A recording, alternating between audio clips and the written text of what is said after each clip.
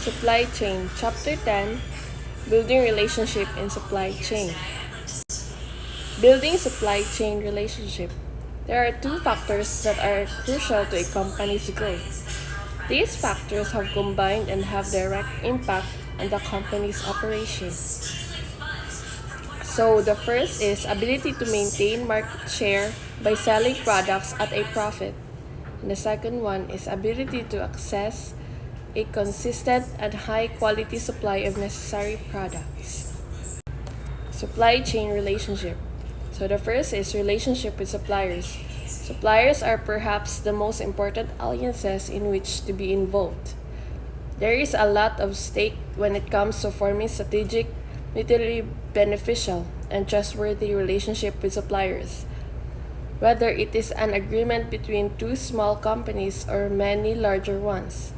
These are the three elements for us to build or secure supplier relationship. So, first is timely and honest communication and spirit of collaboration and a similar vision for the future. So, the second one is relationship with regulatory bodies. Every form of government, local or federal, must remain dedicated to and engaged in the industry. Understanding the regulatory climate as well as the interactions between industry, government, and public interest groups can assist companies in avoiding errors and harsh penalties. It can also provide market benefits such as incentives and grants. So the third one is relationship with industry voices. Customers are skilled at identifying paid references and product placement when they appear online, both in the supply chain and elsewhere. Given the low level of confidence in native advertising and other means of advertisement, the accuracy of the referencing content and the context in which it occurs must be unquestionable. Hey, I'm Saito and this is my part. Let's go. Three types of supply chain relationship. The first one is vertical. The traditional linkage between firms in the supply chain such as retailers, distributors, manufacturers, and raw material suppliers. So basically, these relationships occur between different levels of the supply chain such as suppliers, manufacturers, distributors, and retailers. The factor is on the flow of goods and information up and down the supply chain. So they improve efficiency through better coordination, enhanced communication, and streamlined process between successive stage of supply chain.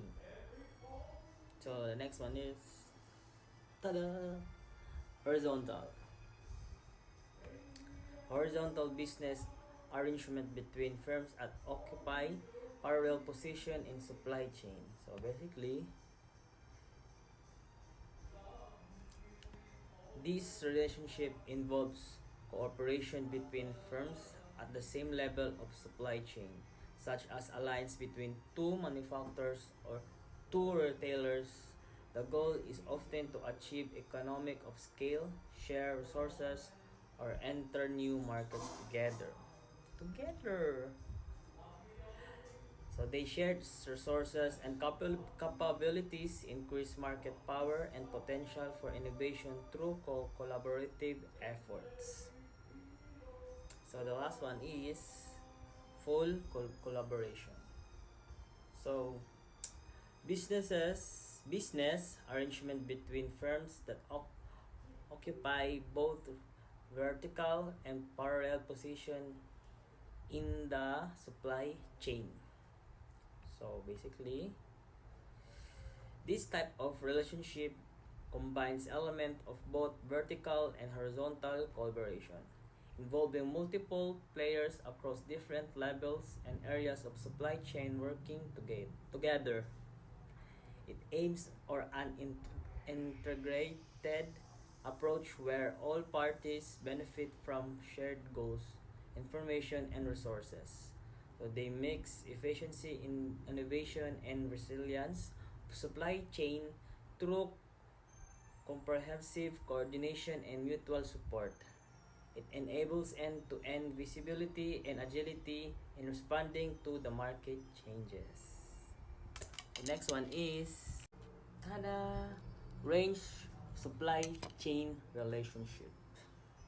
So, range of supply chain relationship. First one is transactional. Both parties are at the arm's length with limited commitment. So, the nature of this is short term, focused on individual transaction with minimal collaboration.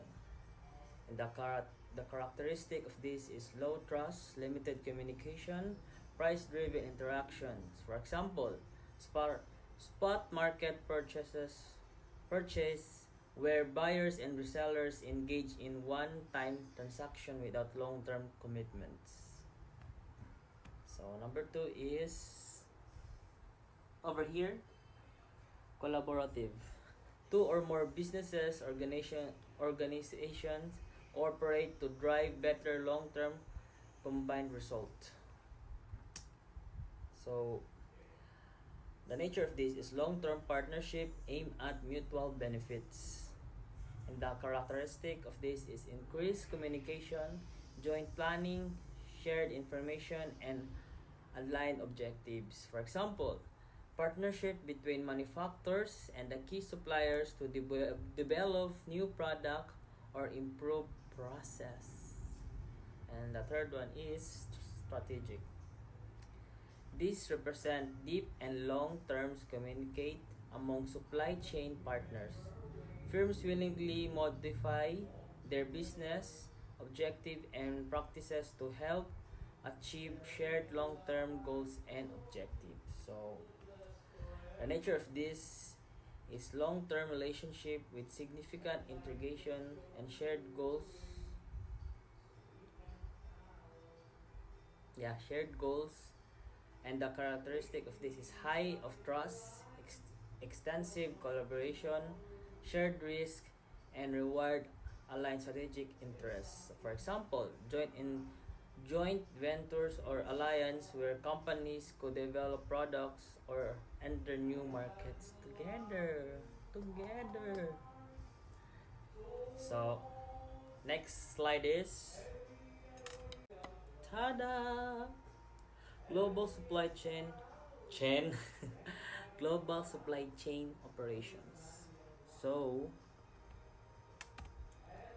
global supply chain management is the process of deciding how the whole supply chain will collaborate to deliver the great possible customer service while as cost effective as possible. It compromises management process that link the network of suppliers, manufacturers, warehouse and retail outlets of guarantee that the necessary goods are required, supplied, produced, and delivered in the correct quantities to the right location on time and great condition. So global supply chain operation involves the management of goods, services, and information across international borders to meet customer demand. These operations are complex and require coordination among various entities, including suppliers, manufacturers, distributors, and retailers, often spread across multiple countries. Key aspects of global supply chain operates include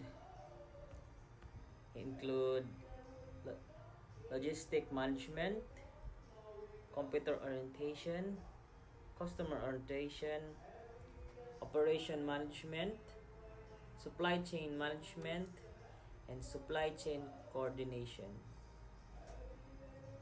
So na ay ipos galupad-lupad. So by focusing on these key areas, compliance can effectively manage their global supply chain operation, ensuring They meet customer demand while minimizing costs and risks. So that's all from my part. Thank you again. Mabuhay. Good morning, ma'am. I am Andrew Patula. So there are 10 several key factors. These are number one, borderless, and then cyber connected, then the third is deregulated. Fourth, environmental consciousness. Sige, Erp, salamat ra, Erp. Number 5, social responsibility. Number 6, strategic challenges in global supply chain. Number 7, market decisions. 8, technology dimension. And number 9, resource dimension. And lastly, number 10, time dimension. So number 1, borderless. In terms of procurement, promotion, product, and delivery, national boundaries are no longer a barrier to supply chain growth. The observation, accountability, movements of the globalized supply chain are just a small part of this borderless phenomena. It is similarly high in terms of global developments, tangible aspects such as brands, facilities, technical cooperation, and funding. And number 2, cyber connected. The international commercial landscape has originated from several Native American driven decentralized selling to a unified, integrated. The economy is heavily reliant on noteworthy online connections. For example, hence the relationship between our situation for international trade is nearly invisible, less deterministic and definite, manageable and not changeable. And number 3, deregulated. Globally, trade obstacles have been removed or considerably reduced. Trade and economy zones worldwide have nevertheless inadequately enabled transparent and equitable competitiveness and offered a standard fair play on the international scene. The regulatory measures are those that lower or get rid of the laws and restrictions that impede corporate authority. And number 4, environmental consciousness. Environmental consciousness concerns about the negative effects regarding the production and finance. Changes in the surroundings have increased over the past 10 years. The worldwide shift toward more environmentally friendly and business that is ecologically responsible methods are essential in today's international creation of the supply chain. And number 5, social responsibility. Social responsibility, additionally, there is a more extensive socio-economic effect. Fair trade as well as corporate values carry more and more weight. Metrics measuring a business ethical conscience, in addition to important elements in choices made for business.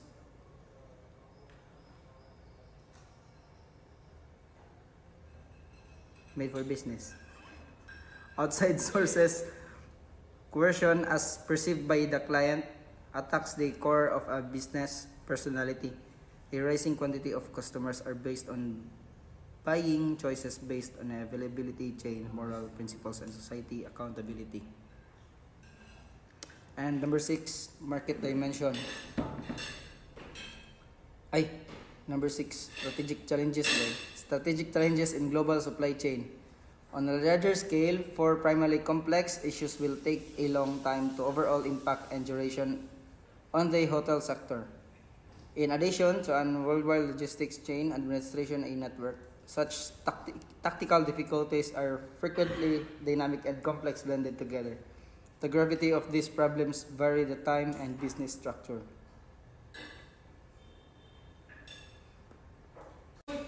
And number 7,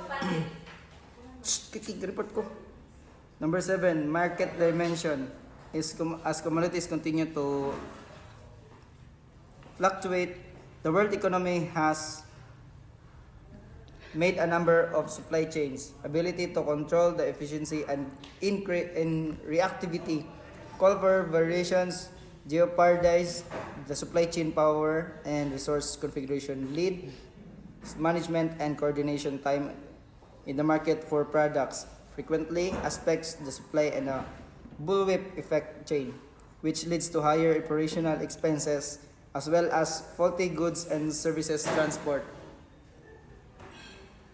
Number 8, technology dimension. Technology dimension. Naro.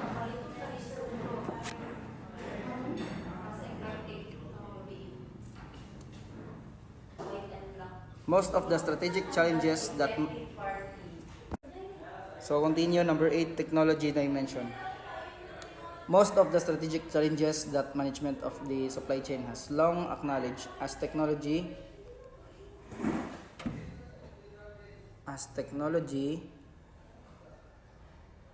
and the difficulty level when utilizing cutting edge technology for the benefits, especially this is true as we talk about global issues today, expansion of the supply chain. And number 9.